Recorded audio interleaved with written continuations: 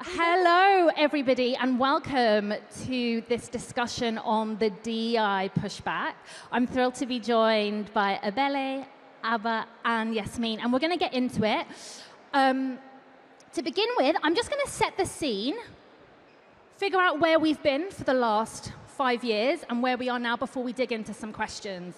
So, needless to say that since the election of Donald Trump at the beginning of this year, DEI has been under assault, and it's been in existence for some time before that as well. And what was once a kind of flourishing moment in time, sadly as a result of the murder of George Floyd by Minneapolis police and the kind of subsequent Black Lives Matter uprisings, is almost a distant memory, to be quite honest. Now, despite some of this originating under Trump and in the US, when the US catches a cold, when the US sneezes, the UK catches a cold. It's got immense economic and cultural power, and we're in many ways following in those footsteps at this time. So while George Floyd wasn't the first and has not been the last black person murdered by police in the US, the kind of work of the Black Lives Matter movement galvanized people around the world, to be honest, and corporations at that time listened. So to give you an example of what was going on that will be familiar to many of you, we had Jamie Dimon, the CEO of JP Morgan Chase Bank, taking a knee, a posture and a symbol adopted by Black Panthers and other civil rights leaders, and then kind of reignited by Colin Kaepernick in 2016. And we had huge amounts of money allegedly being dedicated towards Black lives.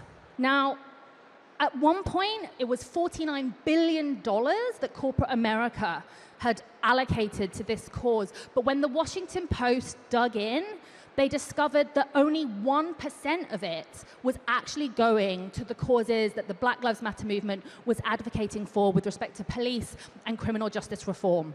The rest of it was all going to corporate loans that these banks were making. So there are a couple of things that we can take as a conclusion from this before we dig into some questions, which is that one, a lot of what's been going on for the last 5 years that got us here is symbolic gestures over material change. And that two, the business case for diversity that has been pushed for at least a decade is an utter failure and really a farce. The exploitation is always more profitable than equity. And I heard something today on a podcast as I was coming over. When you're explaining, you're losing. And we have spent a lot of time explaining for people why people should have dignity, why people should have their safety, why people should have their freedom.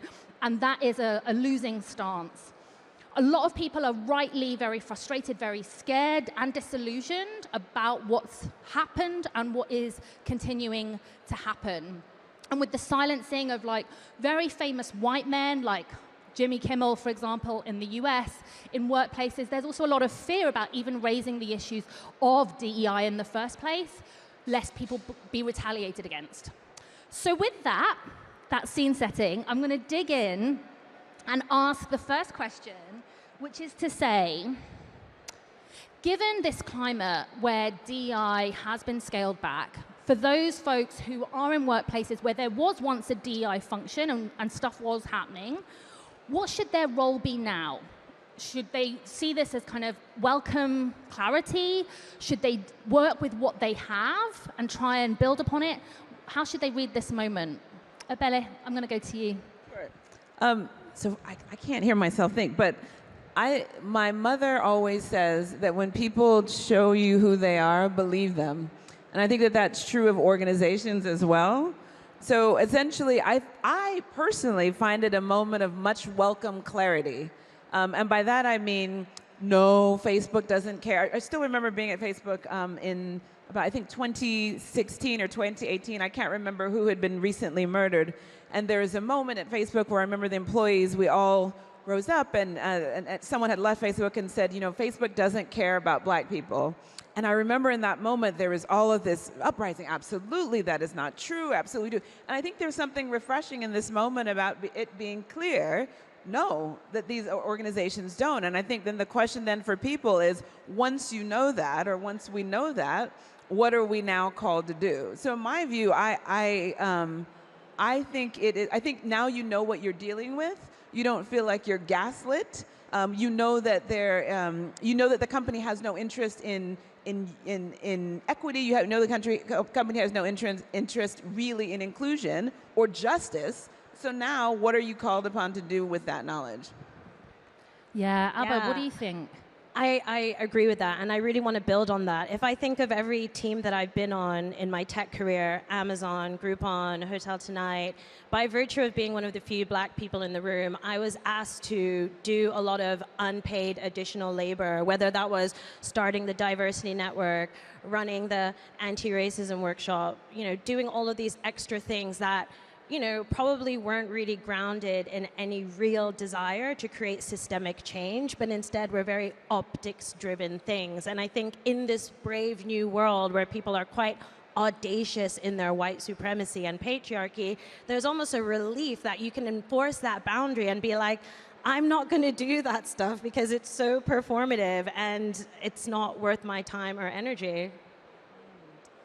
Yeah, I think it's interesting. Am I relieved that we're in this moment that we're in? Personally, probably not. I think I'm quite stressed. I think it is an extremely stressful political environment. I think a lot of people are afraid. I think people don't understand how to kind of respond to this current moment. And I think those are valid responses to what we're seeing. I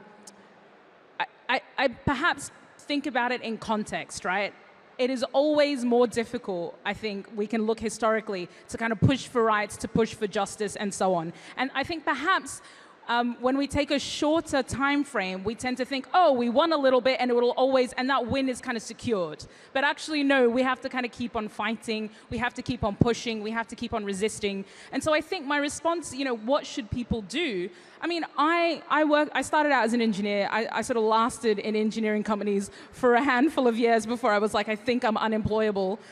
Somehow I keep pissing people off in the company and finding myself, benched for various reasons. And I have accepted that what I'm very good at is saying what needs to be said, and therefore I'm not very good at being employed, right? That's fine. That's my role. I think for every single person, you need to figure out, what are you very good at? Are you happy to kind of stand up and put your head above the parapet and understand that you might get beheaded and have to find another place to go? Or are you trying to sort of understand with great clarity what environment you're in and figure out a way to navigate through that? Are you going to be providing like a place for people to actually feel acknowledged in their fear and so on within your organization? Like, it is a more challenging environment, 100%. So there is this aspect of you have to look after yourself within that. And there is also this piece of, we have to keep fighting ultimately, and fighting in whatever way works for you. Because if we don't, I mean, there is only one direction this goes, and it's not good for us. But I think what's really scary, yes, 100%, I'm clapping that.